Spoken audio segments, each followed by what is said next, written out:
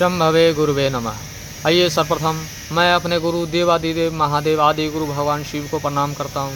जगत जननी माँ भगवती को प्रणाम करता हूँ।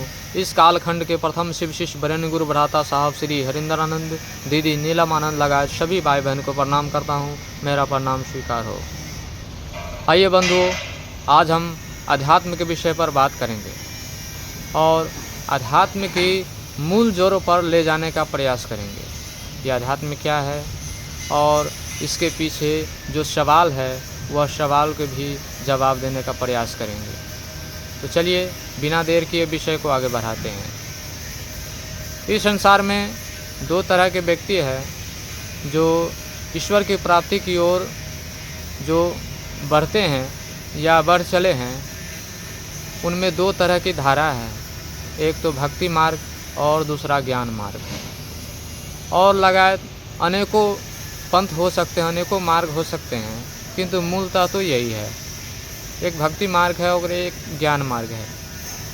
किंतु सत्य तो एक ही है, अर्थात आप किसी भी मार्ग से हो, जाना तो वही है, पहुंचना तो वही है। यानी कि सत्य में कोई परिवर्तन नहीं होने वाला है। हम आपका विचार कैसा हो, हम आपका थॉट कैसा भी हो, किंतु वहाँ पर तो एक ही है, उसमें कोई बदलाव भी नहीं होता है।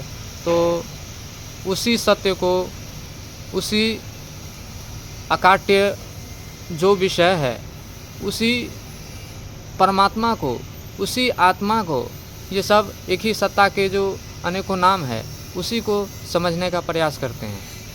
हम आप ईश्वर को प्राप्त करना चाहते हैं, यानी हम आप आत्मा को जानना चाहते हैं, यानी हम आप केवल्य को प्राप्त होना चाहते हैं, यानी हम आप मोक्ष प्राप्त करना चाहते हैं। ये सब एक ही विषय है। तो ईश्वर को प्राप्त करना चाहते हैं, सभी का लक्ष्य होता है। अध्यात्म की दुनिया में कदम रखने वाले लोग का अंतिम लक्ष्य यही होता है कि मैं आत्मा को जानूं, ईश्वर को जानूं, उनको प्राप्त करूं। तो सबसे पहले सवाल खड़ा होता है कि कैसा है ईश्वर को, वो ईश्वर है कैसा। तो यह एक ऐसा सवाल है जिसका जवाब अभी तक नहीं दिया गया है, क्योंकि किसी को नहीं पता है कि ईश्वर है कैसा। किंतु हम लोगों ने अपनी कल्पनाओं में अनेक प्रकार की स्मृतियाँ बना रखी है और उसी को हम ईश्वर मानते हैं। इस पर गहरे चिंतन करके आदि शंकराचार्य जी ने बड़े स्पष्ट शब्दों में निर्माण षटकम का निर्माण किया है उन्होंने, और उनमें वो ये बताएं ईश्वर कैसा है ये नहीं बता पाए, और नहीं बताए, वह ये बता रहे हैं कि आप हम जिन्हें ईश्वर मानते हैं वो ईश्वर नहीं है, वही बता पाए। यानी कि नकार में उन्होंने जवाब दिया। उनके निर्माण षटकम के शुरुआत में ही बताया जाता है कि मनोबुद्धि अहंकार चित्तानि नाहम न च श्रोत्र जिह्वे न च घ्राण नेत्रे न च व्योम भूमि तेजो न वायु चिदानंद रूप शिवोहम शिवोहम। कहा जाता है कि न मैं मन हूँ, न बुद्धि हूँ, न चित्त हूँ, न ही अहंकार हूँ, न मैं घ्राण हूँ यानी कि नासिका, न नेत्र हूँ, न कान हूँ, न मैं धरती हूँ, न आकाश हूँ, न मैं अग्नि हूँ, न वायु हूँ, मैं शुद्ध चेतना हो, आदि अनंत शिव हूँ। यानी कि एक शब्द कहा वहाँ पर, मैं शुद्ध चेतना हूँ। तो हम आप ये ना समझ जाए कि शुद्ध चेतना कह दिया तो जवाब मिल गया कि हाँ ईश्वर शुद्ध चेतना है। बहुत सारे बात कही है आगे। यहाँ पर वो जो शिव की बात करते हैं, मैं शुद्ध चेतना हूँ, आदि अनंत शिव हूँ, तो यहाँ पर एक विशेष स्वरूप की बात नहीं की जा रही है, वही ईश्वर की बात की जा रही है, आत्मा की बात की जा रही है। तो यहाँ पर शिव को ईश्वर के रूप में ले तो आगे चल के अनेक चीज़ को नकारने लगे। वो कहते हैं कि न मुझे सुख होता है, न दुख होता है, न मुझ में लोभ है, न ईर्ष्या है, न अहंकार है, न अपमान का दुख, न सम्मान का मोह, ना कोई वस्तु, ना मैं शरीर का कोई अंग हूँ। अंग में हमारे भीतर जो बाहरी अंग है और सूक्ष्म अंग भी जो है वो सारे चीज़ को नकार देते हैं। और एक प्रकार से हम जितना कल्पना कर सकते हैं, हम जितना सोच सकते हैं, हमारे ज्ञानेंद्रिय जहाँ तक पहुँच सकता है वो उससे भी परे है। उस ईश्वर को उस स्थिति में बाकी सारी चीज़ों को वो नकारते चले गए। तो यहाँ हम इस कैसे निष्कर्ष पर पहुँचे, या एक और सवाल खड़ा होता है जो बड़ी महत्वपूर्ण है, तो ये सब है ही नहीं तो उसको तो भक्ति भी नहीं किया जा सकता, उसको नाम ही जपने से तो कोई लाभ नहीं उस तरह की दिखाई देती, क्योंकि उसे कोई सुख दुख का अनुभव ही नहीं होता है। वो पाप पुण्य सुख दुख से परे हैं। एक जगह तो यह भी बताते हैं कि ना मेरा कोई गुरु है ना मेरा कोई शिष्य है, यानी कि वो इस चीज़ को भी नकार देते हैं। तो हम उसको किस रूप में भक्ति करें और उस स्थिति को कैसे प्राप्त करें, उन ईश्वर को कैसे प्राप्त करें, वो तो इस सब से अलग है। उनमें कोई एक प्रकार से उनमें कोई संवेदना ही नहीं है। हम क्या कर रहे हैं नहीं कर रहे हैं उससे कोई फ़र्क ही नहीं पड़ रहा है, यह विषय से तो ऐसा ही लगता है। तो हम करें क्या, यह सबसे बड़ा सवाल पैदा होता है कि आखिर हम करें क्या, उसको हम कैसे प्राप्त करें, उस स्थिति में हम कैसे जाएं।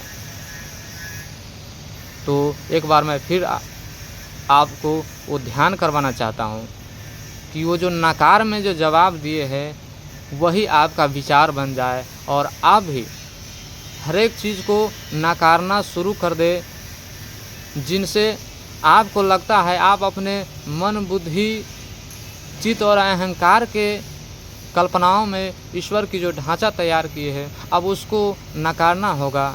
और एक स्थिति ऐसा आएगा कि आप सब कुछ को नकार दोगे, नकारने के लिए कुछ बचेगा ही नहीं। समझिए वही ईश्वर है, वही आत्मा है, वही ब्रह्म है।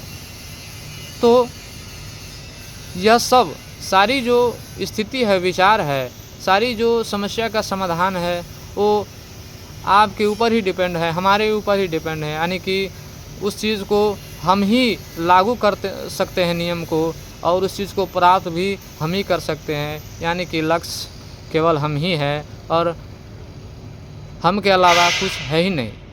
और जिसे हम मानते हैं वो भी हम नहीं हैं। यानी कि हम जब मिट जाएंगे तो जो बचेगा वही ईश्वर है, वही ब्रह्म है, वही परम आनंद है, और वही केवल को प्राप्त करना कहिए या भगवान को प्राप्त करना कहिए, वह एक ही विषय है। किंतु इसमें भी विषय खड़ा हो सकता है कि बहुत सारे लोग तो कई तरह के माध्यम बनाए हुए हैं, कई तरह के व्यवस्था बनाई हुई है उन ईश्वर को प्राप्त करने के लिए। ये सब एक सीढ़ी है, हो सकता है आपको वो मदद भी कर सकते हैं यदि आप पूर्ण जागरूकता में तमाम तरह की जो बाहरी जो आप व्यवस्था बनाए रखे हैं, पूजा पाठ इत्यादि दुनिया में जो करते हैं हम आप बाहरी क्रियाकलाप, यदि आप पूर्ण जागरूकता में करते हैं, अज्ञानता में नहीं करते हैं, तो कहीं ना कहीं आप उस स्थिति में पहुंच जाएंगे। किंतु आप यदि हम अज्ञानता में जो कर रहे हैं वह हमें केवल भ्रमित ही करेगा और इसके अलावा दूसरा कोई रास्ता बचेगा नहीं। वो ईश्वर के बारे में तो कोई कुछ बोला ही नहीं। जब गौतम बुद्ध के पास लोगों ने पूछा कि ईश्वर कैसा है, तो वो मुंह पे उंगली रख लिए ऐसे, आप ऐसा पिक्चर देखे होंगे क्योंकि वो मुंह पे उंगली रखा है। वो यही कह रहा है कि उसके बारे में तो बात ही नहीं किया जा सकता, तो मैं बोलूँ क्यों, बस मुंह पे उंगली रख के चुपचाप हो लिए। वो जानते हैं जब समझ में आ जाता है जिस व्यक्ति को, तो अब छोटी उत्तर नहीं देंगे आपको। वो तो सीधा सीधा सरेंडर कर गया कि उसके बारे में जब बोला ही नहीं जा सकता तो मैं बोलूँ क्यों, बस वो मुंह पे उंगली रख लिए। किंतु इसमें एक बड़े बुद्धिमान कवि हुए जिनको सभी लोग जानते हैं, और संत कबीर ने कुछ बोला नहीं किंतु बड़े महत्वपूर्ण बात बोला। उनसे पूछा गया कि ईश्वर है, तो उन्होंने कहा कि है कहूँ तो है नहीं, नहीं कहा ना जाए, है नहीं के बीच में साहब रहा समाए। देखिए कितना महत्वपूर्ण बात कह दी है कहूँ तो है नहीं, यानी कि हम आप जिस रूप में समझते हैं वो तो वैसा है नहीं, और मैं है कह दूँ तो भी एक कल्पना हो जाएगी, यानी कि किसी चीज़ को हम तो है कह रहे हैं, किस इस कल्पना से हम उसको है कह रहे हैं, कोई कल्पना आपके मन में बन गई तो आप वहीं पर कहीं न कहीं ईश्वर को छोटा ही कर देते हैं। आप अपने बुद्धि से पकड़ लिए, किंतु वो बुद्धि से परे हैं। जो भी हमने सुना है निर्माण षटकम के कुछ अंश, तो आप अपने बुद्धि से कैसे उस विषय को भी कह सकते हैं। तो इसीलिए उन्होंने कहा है कहूँ तो है नहीं, उस परिस्थिति में तो है ही नहीं, और नहीं कहा ना जाए, नहीं कैसे कह दूँ, कुछ तो है, लेकिन ना कह दूँ तो फिर तो कुछ बचा ही नहीं, फिर तो सारे सिस्टम धराशायी हो जाएंगे। और है नहीं के बीच में साहब रहा समाये, और उसे है और नहीं के बीच में वो फंसे हुए हैं कि क्या कहा जाए इस पर। तो ज्ञानी जन ने इतना ही कहा है कि संसार की जो माया है, संसार में जो भ्रम है, उस भ्रम को पहचानो। आपको दूसरी चीज़ को नहीं पहचानी, उस भ्रम को पहचानो, उस माया को पहचानो और उससे खुद को किनार करते जाओ। एक दिन ऐसा अवस्था आएगा कि आप देखेंगे कि सारे चीज़ में जो संसार के लोग फंसे हैं, हम उसे दरकिनार कर लिए और मेरे लिए वो तुच्छ रह गया। जो अभी तक कुछ नहीं समझ पाए हैं, जो अभी तक फंसे हैं, उनके लिए बहुत बड़ी चीज़ लगती है, किंतु आप जब उसे किनारा कर लेते हैं और तब देखते हैं उस चीज़ को, तो आपको लगता है कि कितने अज्ञानी लोग हैं इस चीज़ को सत्य मान कर बैठा है। और आप धीरे धीरे उन सभी चीज़ को किनारा करते हुए एक स्थिति में पहुंचते हैं, तब आप पूर्ण रूप से इस माया की जाल को, महामाया की बनाई हुई दुनिया में जो भ्रम है, उस भ्रम को आप जान लेते हैं और आप ये समझते हैं कि ये सब तो कुछ भी नहीं है, ये सब तो एक माया है, ये भ्रम में डालने का विषय है। बाहर तो कुछ है ही नहीं जो हमें आनंद दे सके, बाहर तो कुछ ऐसे चीज़ बना ही नहीं जा सकता जो आपको भीतरी चीज़ को आनंद दे। वो तो आनंद हमारे ही भीतर है और यह हमारे ही बुद्धि से, हमारे ज्ञान से संभव है। तो भले ही भक्ति मार्ग और ज्ञान मार्ग का मंजिल एक बताया गया हो, किंतु ज्ञान मार्ग जो है वह भक्ति मार्ग में भी लागू होता है। और भक्ति मार्ग में भी यही बताया गया है कि आप समझदारी के साथ कुछ भी करते हैं तो वह कहीं ना कहीं अच्छा ही परिणाम देगा। इसीलिए ज्ञान मार्ग तो श्रेष्ठ है ही। इसलिए इस विषय को समझें और इसको गहराई से समझने के लिए एक बार जो आदि शंकराचार्य जी का निर्माण षटकम है उसको पढ़ें। जो संस्कृत नहीं जानते हैं वह अनुवाद के साथ पढ़ें, आपको बड़ा मज़ा आएगा। और क्या क्या ईश्वर नहीं है, ईश्वर क्या क्या चीज़ में नहीं फंसते हैं, आपका भ्रम मिट जाएगा। आपका झूठा प्यार जो है उन ईश्वर के प्रति वो भी सामने आ जाएगा। इसलिए वो बड़ी महत्वपूर्ण चीज़ है, एक बार प्रत्येक व्यक्ति को पढ़ना चाहिए। तो चलिए इन्हीं वाणी के साथ मैं अपनी वाणी को विराम देता हूँ। पुनः पुनः सभी भाई बहन को प्रणाम करता हूँ।